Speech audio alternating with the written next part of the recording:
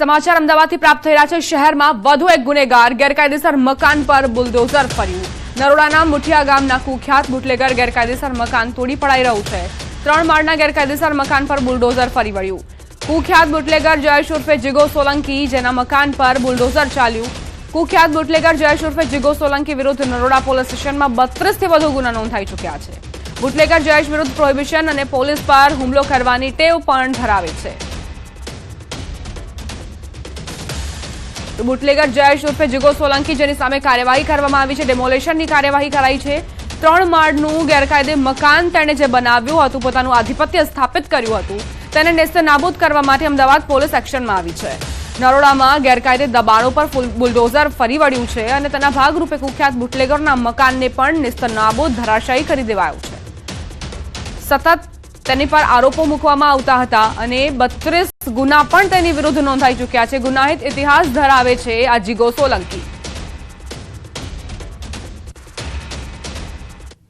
નરોડા વિસ્તારમાં આવેલા મુઠિયા ગામમાં કુખ્યાત બુટલેગર જે જયેશ ઉર્ફે જીગો જેનું મકાન છે 3 માળનું, આ મકાન આપ જોઈ રહ્યા છો, તેના પર બુલડોઝર ફરી રહ્યું છે। પોલીસ અધિકારીઓની ટીમ અહીં પહોંચી છે, ઉચ્ચ અધિકારીઓ સહિત ખાસ કરીને અમદાવાદ મહાનગરપાલિકાની એસ્ટેટ વિભાગની ટીમ પણ કાર્યવાહી કરી રહી છે।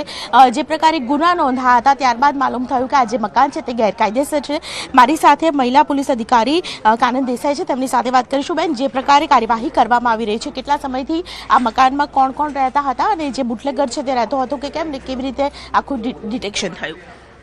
છેલ્લા 10 વર્ષથી જીગો ઉર્ફે જીગર સોલંકી એના પોતાના 4 ભાઈઓ અને પોતાના પેરેન્ટ્સ અને પોતાના ફેમિલી સાથે અહીંયા રહે છે। ગેરકાયદેસર જે આ બાંધકામ છે અને જે મકાન ઊભું કર્યું છે એ સંપૂર્ણ ગેરકાયદેસર છે।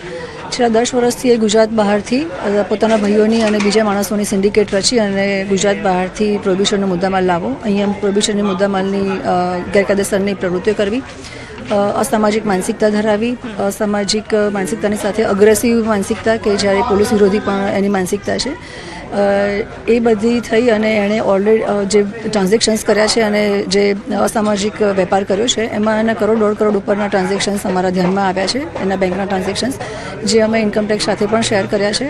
આ ઉપરાંત અમે કલમ 111(3) મુજબની સંગઠિત ટોળકી રચીને જે અસામાજિક પ્રવૃત્તિ કરી રહ્યો છે એની પણ અમે કાર્યવાહી કરી છે।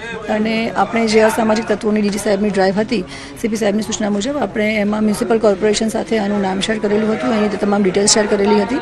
મ્યુનિસિપલ કોર્પોરેશન અને એમની જે નિયમો છે એ આધારે નોટિસ આપી અને કાલે નોટિસ પીરિયડ પૂરો થાય આજે અમે એનું ડોમિનેશનની કાર્યવાહી અત્યારે ચાલુ કરી છે। આવા લોકો એકલ દોકલ નથી હોતા, ગ્રુપ બનાવીને અથવા તો આ રીતે સિન્ડિકેટ કરીને કામ, એના 4 ભાઈઓ અને બીજા એના નાના જે મદદગારી કરે છે એ આખી સંગઠિત ટોળકી માટે થઈ અને અમે 111(3) મુજબની કાર્યવાહી કરી છે અને 35 થી 40 જેટલા ગુનાઓ એના પર ઓલરેડી છે। પાસાની કાર્યવાહી પણ એના પર વારંવાર થયેલી છે, છતાં પણ એણે આ પ્રકારની પ્રવૃત્તિ ચાલુ રાખેલી હતી, જેના કારણે થઈ અને અમે 111(3) મુજબની પણ કાર્યવાહી કરી છે અને અત્યારે ડિમોલેશનની કાર્યવાહી ચાલુ છે। ગુજરાત બહારનું કનેક્શન પણ ક્યાંક સામે આવ્યું છે? હા, એની અમારે તપાસ અત્યારે ચાલુ છે।